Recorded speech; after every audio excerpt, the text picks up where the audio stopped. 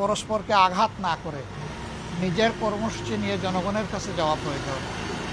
জনগণ যাদেরকেই তাদের মূল্যবান ভোট দিয়ে, সমর্থন দিয়ে, ভালোবাসা দিয়ে কবুল করে নেবে, গ্রহণ করে নেবে, আমাদের সকলের তার প্রতি শ্রদ্ধা প্রদর্শন করা উচিত।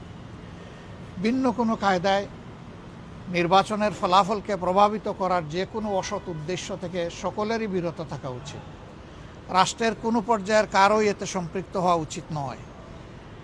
এরপরে আমরা জীবনের এই প্রথমবারের মতো আমরা মূল থেকেই এই পরিবর্তনের 24-এর পরিবর্তনের গোড়া থেকে আমরা দাবি তুলেছিলাম যে বিদেশে আমাদের বিপুল পরিমাণ প্রবাসীরা বসবাস করেন।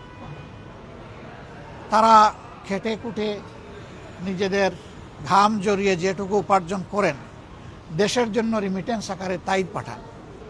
প্রবাসী ভাই বোনদের প্রতি আমাদের অনুরোধ, আপনাদের এই যে অধিকারটা প্রতিষ্ঠিত হয়েছে, এই অধিকারটা যদি মজবুতভাবে প্রতিষ্ঠিত হয়, ভবিষ্যতে আপনারা যে বিভিন্ন ক্ষেত্রে বঞ্চনার শিকার, তার একটা শক্ত প্রতিকারের ব্যবস্থা আপনাদের হাতে তুলে দেওয়া হচ্ছে।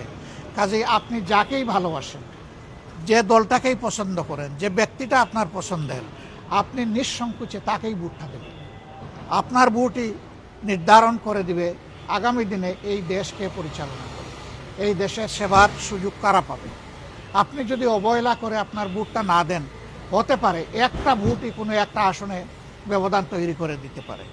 তখন আপনি যা কামনা করেছিলেন, আপনার সেই কামনা বাসনার প্রতিফলন হবে না।